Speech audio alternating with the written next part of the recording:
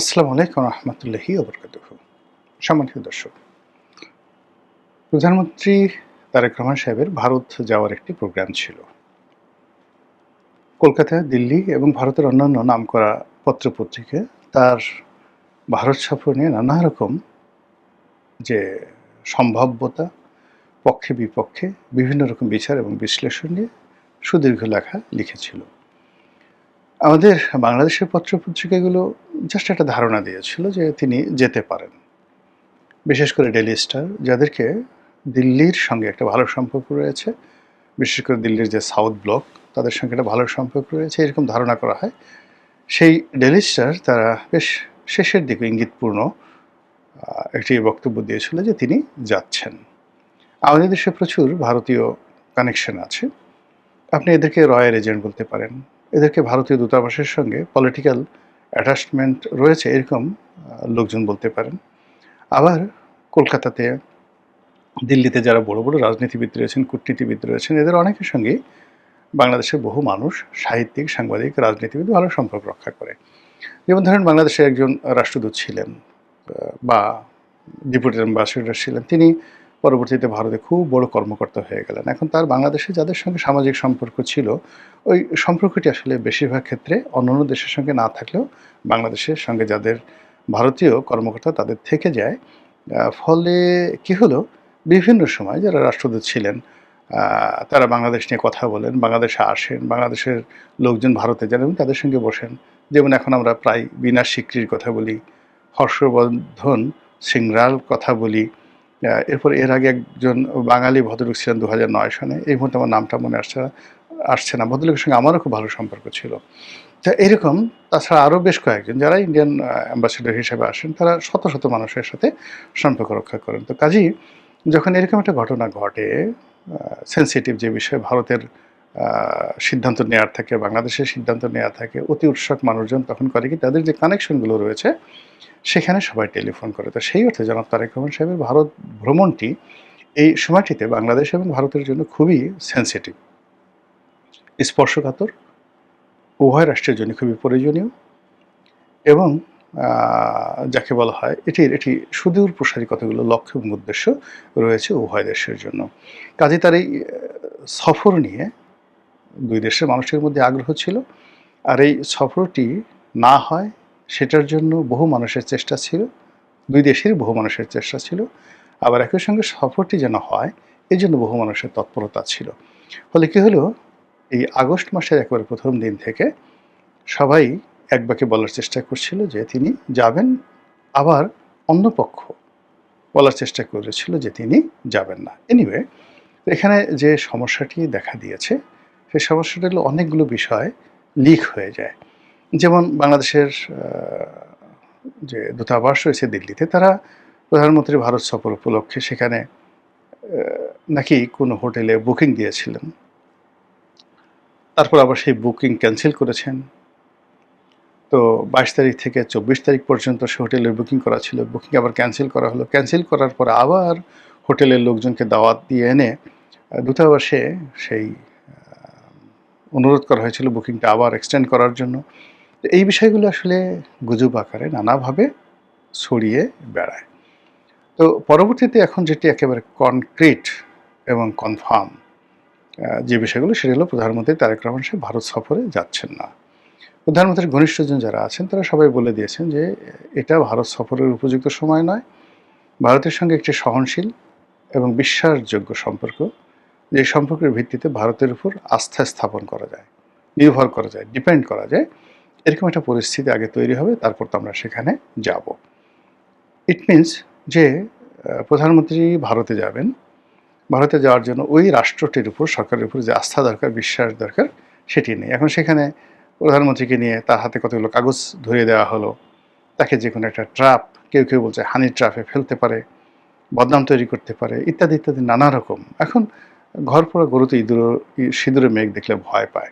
তো সেই কারণে যারা প্রধানমন্ত্রীর ঘনিষ্ঠজন তারা বলছে যে ঠিক আছে, সম্পর্কটা আরেকটু ভালো হোক, ট্রাস্টজর্দি হোক। আর সবচেয়ে বড় ব্যাপার হলো, সবাই এখানে ভয় পাচ্ছিল যে ওখানে গিয়ে তাকে কূটনীতির জালে আবদ্ধ করে, বেশি ভদ্রতা দেখিয়ে, প্রেশার ক্রিয়েট করিয়ে যদি শেখ হাসিনার সঙ্গে তাকে একটু বৈঠক করিয়ে দেওয়া হয়, শেখ হাসিনার প্রসঙ্গটি তোলা হয় এবং সেটি নিয়ে যদি একটি অনভিপ্রেত ঘটনা তৈরি হয়, আনএক্সপেক্টেড, যেটা অভাবনীয় ঘটনাগুলো ঘটে, অপ্রত্যাশিত ঘটনাগুলো ঘটে, তাহলে বাংলাদেশে এসে তিনি কি মুখ দেখাবেন?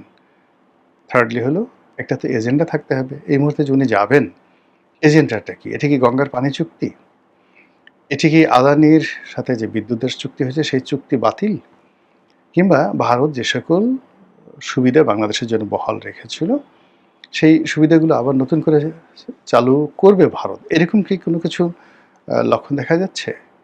তো তা না হলে উনি কি সেখানে কেন যাবেন? মোদিকে সালাম দেওয়ার জন্য, দিল্লির দর্শন করার জন্য, কিংবা সেখানে তার গার্ড অফ অনার নেওয়ার জন্য? Not like that.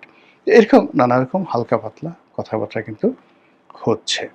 তো যার প্রেক্ষিতে যখন এই সফরটি বাতিল করা হলো, বাংলাদেশ এবং ভারতের সবাই বুঝে গেল যে এটি বাংলাদেশের পক্ষ থেকে বাতিল করা হয়েছে, স্বয়ং তারেক রহমান সাহেবের পক্ষ থেকে বাতিল করা হয়েছে, সেটা যেভাবেই হোক না কেন। এখন ভারতের মতো বড় রাষ্ট্র, যারা টোটাল এশিয়া সাবকন্টিনেন্ট হাজার হাজার বছর ধরে একটা বৃহৎ শক্তি হিসেবে তারা চালিয়েছে, এবং অ্যানশিয়েন্ট ওয়ার্ল্ড, প্রাচীন দুনিয়াতে এটি রীতিমতো একটি সুপার পাওয়ার ছিল, এবং সেই প্রাচীন ভারতের যে সুপার পাওয়ার ভারত, এটি একেবারে মুঘল জমানাতে আওরঙ্গজেব পর্যন্ত এটি বহাল ছিল।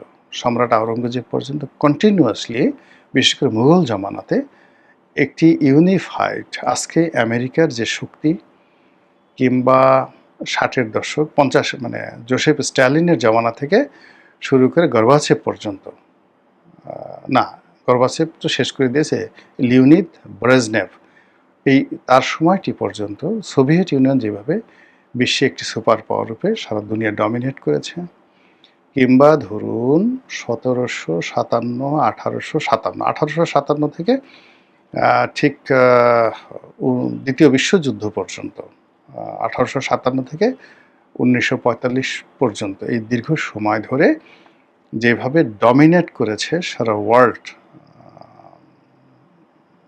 ব্রিটিশরা, ঠিক একইভাবে মুঘল সম্রাট আকবরের সময় থেকে আপনার আওরঙ্গজেব, কত বছর হবে? প্রায় 150 বছর, মোর দেন 150 বছরের। কারণ হলো আওরঙ্গজেব 50 বছর, জাহাঙ্গীর 20 বছর, আনুমানিক 20 বছর, শাহজাহান 20 বছর, 40 বছর হলো, আকবর 50 বছর, তাহলে প্রায় 150 বছর।